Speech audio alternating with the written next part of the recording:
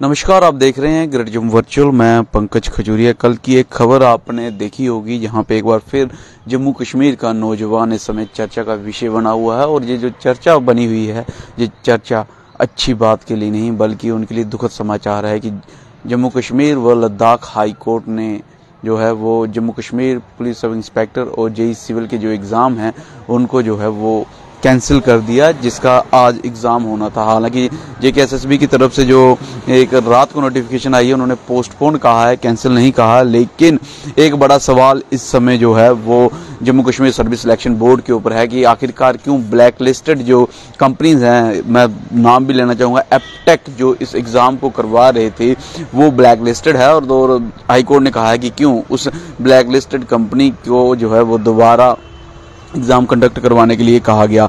जो भी रीजन है मैं आपके साथ साझा करने जा रहा हूं। Jammu Kashmir government had allotted the contract for the conduct of exam to a black listed oblique tainted company for fraudulently change the tender conditions. इसमें यह भी कहा गया है कि टेंडर की जो कंडीशन है वो भी चेंज की गई है। और बचाव के लिए Jammu Kashmir service selection board की बात करूं तो उन्होंने ये कहा है कि लगभग 5 जो कंपनीज हैं उन्होंने इसमें अप्लाई किया था, जिसमें सबसे ज्यादा बोली जो है वो एपटेक कंपनी ने लगाई थी। और शायद यही एक वजह है कि एपटेक कंपनी को दे दिया गया। वहीं कोर्ट का ये कहना है कि अगर बोली के ऊपर मद्देनजर वित्तीय कंडीशन को ध्यान में रख के नौजवानों के साथ खिलवाड़ किया जा रहा है। तो ये एक बड़ा जो अपडेट थी वो आपके समक्ष पहुंचानी थी।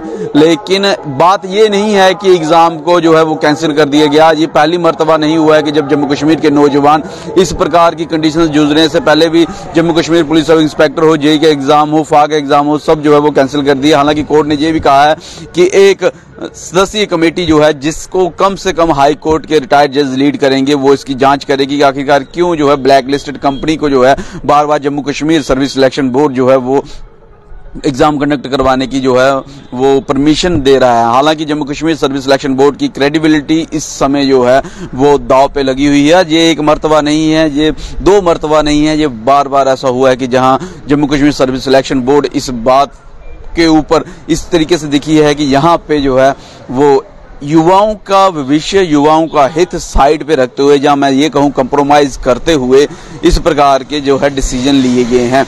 मैं इस पे भी कुछ ऐड ऑन करना चाहूंगा। Jammu Kashmir service selection board के आला अधिकारी का आपने बड़ा मुश्किल से किसी के साथ आपने इंटरव्यू देखा होगा। अगर बहरहाल वह इंटरव्यू करते नहीं है, अपनी बातचीत रखते नहीं है, आखिरकार क्यों टेंटेड ब्लैक लिस्टेड कंपनियों को जो है वो बार बार तवज्जो देते हैं और उसका भुगतान जो है वो जम्मू कश्मीर का नौजवान कर रहा है।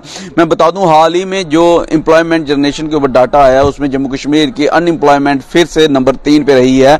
नंबर 1, नंबर 2, नंबर 3 ये 1.5 साल से जम्मू कश्मीर की अनएम्प्लॉयमेंट रेट है, जिसका भुगतान जम्मू कश्मीर के नौजवान, पढ़े लिखे नौजवान कर रहे हैं। और गलती जो है वो Jammu Kashmir service selection board की। हालांकि एक नसीहत मेरी तरफ से Jammu Kashmir service selection board को है कि गलती करना एक प्रवृत्ति है, किसी से भी गलती जो है हो सकती है, जानबूझ के या अनजाने में, लेकिन गलती को मान लेना संस्कृति है।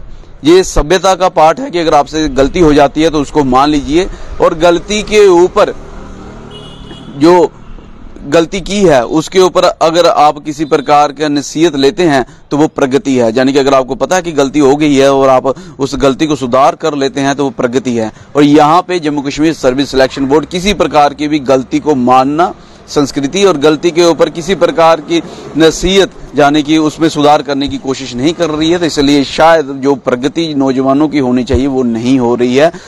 बेटर यही है कि Jammu Kashmir service selection board जल्द से जल्द अपनी इस गलती को सुधार करे और नौजवानों के लिए जो है वो एक सुनहरा भविष्य की जो है वो आगे लेके जाए। लेकिन बड़ी बात यही है कि Jammu Kashmir service selection board की क्रेडिबिलिटी इस समय दांव पे है। और बड़ा सवाल जनता के समक्ष भी है कि इसमें सिर्फ Jammu Kashmir service selection board का आप गलती नहीं मानिए। हाल ही में बैक टू विलेज 4 हुआ, माई टाउन माई प्राइड हुआ। कितने लोगों ने या कितने संस्थाओं ने नौजवानों के इस मुद्दे को बैक टू विलेज प्रोग्राम में या माई टाउन माई प्राइड में रखा?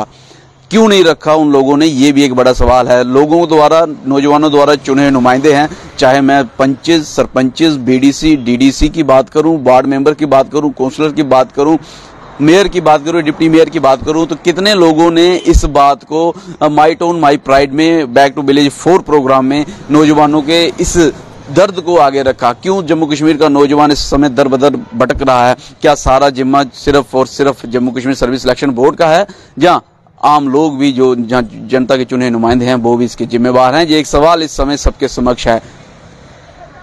ब्लैक लिस्टेड और टेंटेड एपटेक कंपनी को दोबारा इस प्रकार से लाना और नौजवानों के लिए इनसिक्योर और अनस्टेबल फ्यूचर इस तरीके से करना, Jammu Kashmir service selection board ने जिस प्रकार से किया है, हाई कोर्ट ने उसको जो है वो अभी कैंसिल कर दिया है। बहरहाल क्या अगली अपडेट होगी आप तक जरूर लाएंगे और आप तक पहुंचाने की जरूर कोशिश करेंगे। आप क्या सोचते हैं हमें कमेंट सेक्शन में कमेंट करके जरूर बताइएगा।